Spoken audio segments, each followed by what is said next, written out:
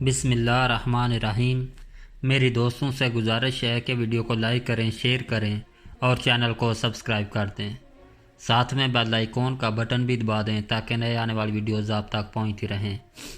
صالح R S نے اپنی داخلی پالیسی میں دو امور کو یقینی بنانے کی کوشش کی: الجزائر کے مختلف علاقوں کی مکمل وحدت کو یقینی بنانا، الجزائر کے بقیہ تمام صحرائی حصوں کو اس وحدت میں داخل کرنا تاکہ وہ اندلس پر حملہ کرنے کے لیے بالکل فارغ البال ہو جائے۔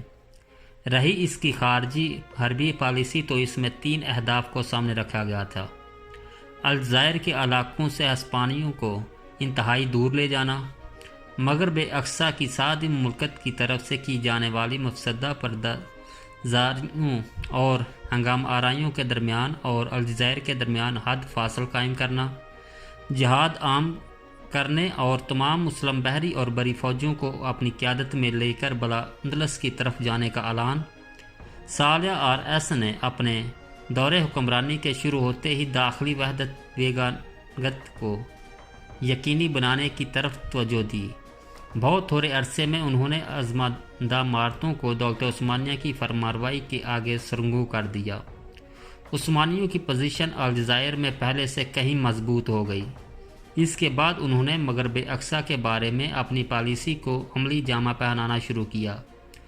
صالح نے ان حالات سے پورا فائدہ اٹھایا جن سے یہ علاقے گزر رہے تھے۔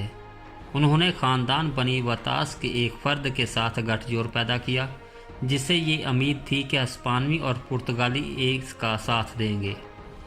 عثمانی فوجوں نے ابی حسون وطاسی کی مدد کے لیے پیش قدمی کی۔ بادس کے قریب جہاں عثمانی لنگر انداز تھے، محمد شیخ کی فوجوں اور عثمانی فوجوں کے درمیان ایک معرکہ برپا ہوا۔ سعدی فوجوں کو شکست ہوئی جس کی وجہ سے عثمانیوں کے لیے اندر جانے کا راستہ کھل گیا، اور اس سے پہلے کہ 663 ہجری مطابق 1553 عیسوی کا سال ختم ہوتا تازہ کا شہر عثمانیوں کے ہاتھوں فتح ہو گیا، جو اس سے پہلے کئی بار سعدیوں سے الجھ چکے تھے۔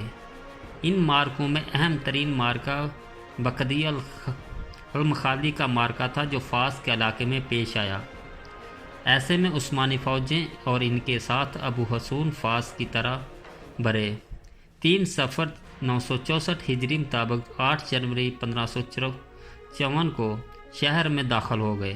باب علی نے مغرب کو دولت عثمانیہ میں ضم کرنے کا اعلان کیا اور اس کے بعد مساجد میں عثمانی سلطان کے نام کا خطبہ پڑھا جانے لگا۔ عثمانی بیروں کو دیکھ کر ہسپانوی اور پرتگالیوں کے خوف کی کوئی انتہا نہ رہی۔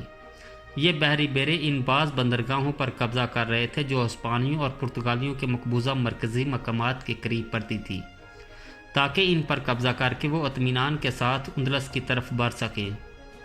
اس بات کا تذکرہ اس خط میں بھی ملتا ہے جو پرتگال کے فرمانروا جان سالس نے شہنشاہ چارلس پنجم کے نام بھیجا۔ اس نے چارلس کو لکھا کہ مغرب میں عثمانی اثر و رسوخ کو ختم کرنے کی کوشش کرو اور ان علاقوں میں عثمانی فوجوں کا راستہ روکو، ورنہ دونوں قوموں ہسپانوی اور پرتگالی کے مفادات پر بہت سخت زد پڑے گی اور بہت بڑا خطرہ پیدا ہو جائے گا۔ صالح آر ایس فاس کے شہر میں 4 ماہ ٹھہرا۔ اس دوران اس نے دولت عثمانیہ کے اقتدار کو مستحکم کرنے کی کوشش کی اور فاس میں قیام کے دوران ہسپانویوں کے خلاف جنگ کا سلسلہ ترک نہ کیا۔ سب سے پہلے اپنی فوج کے ایک دستے کو مغربی علاقے کی طرف بھیجا جس نے ہسپانویوں سے بادیس نامی ایک بہت بڑا قلعہ چھین لیا۔ اس قلعہ کو سیر فالین بھی کہتے ہیں۔ صالح آر ایس نے دوسرا کام یہ کیا کہ بوسون کی جگہ شریف ادریسی راشدی مولائی ابوبکر کو عثمانی پاشا کے منصب پر فائز کر دیا، کیونکہ مراتین جو صوفی لوگ تھے ان کی تجویز تھی کہ فاس کو عثمانی سلطنت میں ضم کر دیا جائے، لیکن فاس کے لوگوں کی بغاوت نے صالح آر ایس کو مجبور کر دیا کہ وہ بوحسون کو فاس کی حکومت کی طرف لوٹائے۔ بوحسون نے عثمانیوں کی ان شرائط کو تسلیم کر لیا کہ فاس میں عثمانی سیادت کی حفاظت کی جائے گی، اس حد تک کہ عثمانی سلطان کے نام کا خطبہ پڑھا جائے گا اور اس کے دربار میں عثمانی فوج کا ایک دستہ موجود رہے گا۔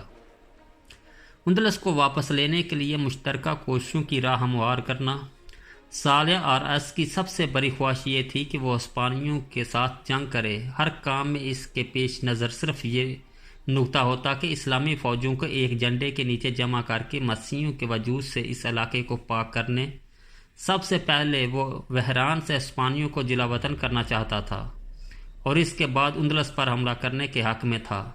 لیکن یہ سب کچھ کیسے کیا جائے گا؟ کیونکہ مغرب میں سعدیوں کا فرمانروا کسی مناسب موقع کی تلاش میں تھا اور قلعہ بنی عباس کے سلطان نے بجایا کی علیحدگی اور خود مختاری کا اعلان کر دیا تھا۔ ان دنوں صالح RS کو مسلسل یہ خبریں پہنچ رہی تھی کہ بجایا کے شہر میں ہسپانوی فوجوں کی پوزیشن کمزور ہے اور فوج کے سپاہی خاصی پریشانی میں ہیں۔ صالح RS نے سوچا کہ یہ بڑا مناسب موقع ہے۔ اس نے فائدہ اٹھانا چاہا اور مغرب کی تطہیر سے پہلے مشرق کو ہسپانیوں سے پاک کیا جائے۔ اس نے سوچا ہو سکتا ہے بجایا کو ہسپانیہ سے چھیننے کا کچھ اثر ہو اور بجایا کا فرمانروا وحدت اسلامی کے دائرے میں واپس آ جائے۔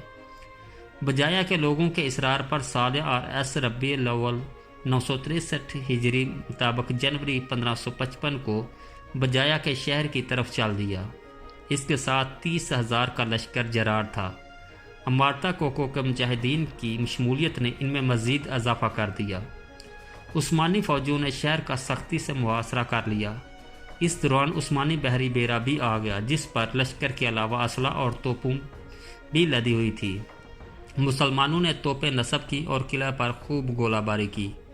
دونوں فوجوں میں سخت مارکا ہوا۔ بالآخر ذی القعدہ 963 ہجری مطابق ستمبر 1555 میں صالح بجایا کا قلعہ ہسپانوی فوجوں سے چھیننے میں کامیاب ہو گیا اور نابولی کا حاکم بجایا کے حاکم کی بروقت امداد نہ کر سکا۔ اس طرح ہسپانوی حاکم نے بھی عثمانی فوجوں کے آگے سر جھکا دیا۔ بوسون میں محمد شیخ سعدی کے مقابلے میں آیا جس نے سوس اور جوز کے علاقوں سے فوجیں جمع کر رکھی تھی اور اپنی فوج کو لے کر فاس کے علاقے راس المل میں پہنچا۔ عثمانیوں کے انخلاء کے بعد بوسون نے لشکر اور آلات حرب جمع کرنا شروع کر دیا، حتیٰ کہ 8 ماہ گزر گئے۔ جب وہ جنگ کی مکمل تیاری کر چکا تو مولا محمد الشیخ کے مقابلے کے لیے فوج کو نکلنے کا حکم دیا۔ وہ مراکش پہنچا۔ دونوں لشکر آمنے سامنے ہوئے۔ دونوں میں سخت مارکا ہوا۔ بوسون نے سعدیوں کو بہت بری شکست دی، حتیٰ کہ انہیں واپس بھیجنے میں کامیاب ہو گیا۔ بوسون مولائی نے محمد شیخ کو پیغام بھیجا اور کہا، تم اور تمہارے بیٹے مجھ سے آ کر ملو، میں اکیلا تمہارے پاس آتا ہوں، ہم مسلمانوں کو جنگ سے الگ کر دیتے ہیں۔ محمد نے اس چیلنج کو قبول کر لیا، اپنے والد اور بھائیوں کے پاس واپس آیا اور ان سے ماجرا کہہ سنایا۔ شیخ محمد، اس کا والد اور اس کے 6 بھائی، ان تمام نے بوسون پر حملہ کر دیا اور اس کے پیچھے لگ بھگ حتیٰ کہ وہ لڑتے ہوئے گھوڑے سے گر پڑا اور قتل ہوا۔ محمد شیخ اور اس کے ساتھیوں نے اس کا سر قلم کیا اور اس کی فوج کے سامنے لا کر اسے بلند کیا۔ بوسون کی فوج اپنے سپہ سالار کا کٹا ہوا سر دیکھ کر بلا مقابلہ ہار گئی اور محمد شیخ نے فاس پر قبضہ کر لیا، اور یوں بوسون دوبارہ فاس کا حاکم ہونے کے لیے 9 ماہ بعد فوت ہو گیا۔ اگرچہ اس کی موت کی وجہ سے فاس پر عثمانی سیادت کے اعلان کا پہلا موقع ضائع ہو گیا، لیکن ان واقعات کے روپذیر ہونے سے یہ بات واضح ہو گئی کہ عثمانیوں کے پاس اس بات کے وسیع مواقع ہے کہ مغرب کی مقامی لڑائیوں میں وہ اپنا کردار ادا کرے۔ بالخصوص محمد شیخ سعدی نے مغربیوں میں عثمانیوں کے خاتمے کے نام سے فاس کے تقریباً 2 سے زائد اہم شخصیات کو قتل کیا۔ مارینی کے 2 فقیہوں قاضی فاس محمد عبدالوہاب زکاک اور خطیب فاس والی حسن العزوز کا قتل اس کے علاوہ ہے۔ شان جون سالس نے مازکان کی پرتگالی حاکم فاروڈی کا کالفولو کی طرف خط لکھا۔ یہ اس درخواست کا جواب تھا جو مولوی محمد شیخ نے مدرید اور سبونا کے حکمرانوں کے نام ارسال کی تھی اور مطالبہ کیا تھا کہ عثمانیوں کے خلاف اس کو کمک پہنچائی جائے اور فوجوں میں اضافہ کیا جائے۔ اس خط میں ان بعض شروط کا بھی ذکر کیا گیا جو پرتگالیوں نے سعدیوں کو مدد بہم پہنچانے کی عوض ان پر عائد کی تھی، مثلاً بوس بینون اور آرائش کی طرح بعض مغربی بحری مراکز پرتگالیوں کے حوالے کرنا۔ اس کے علاوہ مسیحی فوجوں کو ضروریات کی تمام اشیاء کی سپلائی جو اس کی مدد کے لیے بھیجی جائیں گی۔ اس خط کے آخری میں یوحنا ثالث ہسپانوی شہنشاہ نے اس بات کی ضرورت کا احساس دلایا کہ عثمانیوں کے خلاف متحدہ محاذ قائم کیا جائے۔ الغرض اس خط کے ذریعے دونوں قومیں میں ایک دوسرے کے قریب آ گئی، اور 962 ہجری مطابق 1555 کے شروع میں حاکم مازکان کی وساطت سے 6 ماہ کی مدت کے لیے سعدیوں اور پرتگالیوں کے درمیان ایک معاہدہ ہوا، اور اس معاہدے صلح کا اثر ایک طویل عرصہ تک رہا۔ مازان کے حاکم نے سعدیوں سے رابطہ کیا۔ سعدیوں کی طرف سے ان مذاکرات میں بزوار بو عالم نامی شخص نے شرکت کی۔ پہلا خط جو منصور کی طرف سے اس سلسلے میں لکھا گیا وہ خط ہے جو اسپانوی حاکم وہران کاؤنڈی گوڈین کو ربیع الاول 963 مطابق جنوری 1555 کو بھیجا گیا۔ مزوار نے کاؤنٹ کو اطلاع دی کہ تمہارے خطوط پہنچ چکے ہیں، اور اس نے ان خطوط سے مولوی محمد شیخ اور اس کے بیٹے عبداللہ کو آگاہ کر دیا، جو اس بات سے بہت خوش ہوئے کہ ہسپانوی وفد ان سے بات چیت کرنے کے لیے آ رہا ہے۔ حاکم وہران نے بلفضل ایک 3 رکنی وفد فاس بھیجا، جس نے مولوی شیخ محمد کے ساتھ اس بات پر اتفاق کیا کہ عثمانیوں کے خلاف ایک بھرپور حملے کا اہتمام کیا جائے، اور اس حملے میں سعدی اور ہسپانوی دونوں فوجیں شریک ہوں۔ اس وفد نے حاکم وہران کاؤنٹ کو جو رپورٹ پیش کی، اس میں بیان کیا کہ جب ہم نے خطوط ان کو پیش کیے تو سعدی فرمانروا نے ہم کو بلا لیا کہ ہم براہ راست اپنی زبان سے بیان کریں کہ یہ وفد کس غرض سے فاس آیا ہے۔ ہم نے ان سے کہا کہ ہم مولائے عبداللہ اور سپہ سالار منصور بن غانم کی درخواست پر یہاں آئے ہیں، کیونکہ انہوں نے حاکم وہران سے درخواست کی کہ الجزائر کے مسئلے پر مذاکرات کرنے کے لیے وہ کچھ آدمی بھیجیں۔ شریف نے ہمیں جواب دیا کہ وہ عرصہ سے یہی سوچ رہے تھے، اور یہ کہ وہ عثمانیوں کو افریقہ کے باقی ماندہ علاقوں سے بھی نکالنا چاہتے ہیں، اس لیے وہ محترم شہنشاہ سے آتشین اسلحہ سے لیس 10,000 سپاہیوں کی امداد کا مطالبہ کرتے ہیں، اور یہ کہ شریف خیال کرتا ہے کہ محترم شہنشاہ ان سپاہیوں کے حملہ اخراجات بھی خود پورے کریں، کیونکہ عثمانیوں کے انخلاء سے فائدہ شہنشاہ اور مسیحیت دونوں کو پہنچے گا۔ مذاکرات کا سلسلہ طویل ہو گیا، اور آخر سپہ سالار برشمید نے مجھے بتایا کہ شریف نے عثمانیوں سے جنگ کرنے کی غرض سے بہت سی دولت جمع کر رکھی ہے۔ شریف کو یہ بات خوش کر دے گی کہ شہنشاہ اس کی مدد کرے، اور یہ کام بہت جلد ہونا چاہیے۔ مذاکرات میں الجزائر کا ذکر بھی آیا کہ اس پر قبضہ کرنے کے بعد ہم کیا کریں گے، تو سعدی فرمانروا کی رائے یہ تھی کہ اس شہر کو تاراج کر دیا جائے اور اس کی اینٹ سے اینٹ بجا دی جائے، رہے شہری تو ان سے مال چھین لیا جائے، اگر وہ مال دینے سے گریز کرے تو انہیں قتل کر دیا جائے۔ سعدی فرمانروا نے اس بات سے انکار کیا کہ مسیحیوں کے کسی غلام کو گرفتار کیا جائے۔ وفد نے اس بات کا بھی ذکر کیا کہ ترک ان علاقوں میں اجنبی ہیں اور اس ملک کے دشمن ہیں، لہذا اس سے دشمنیوں کا معاملہ کیا جائے، رہے عرب تو اگر وہ مقابلہ نہ کرے تو انہیں آزاد چھوڑ دیا جائے۔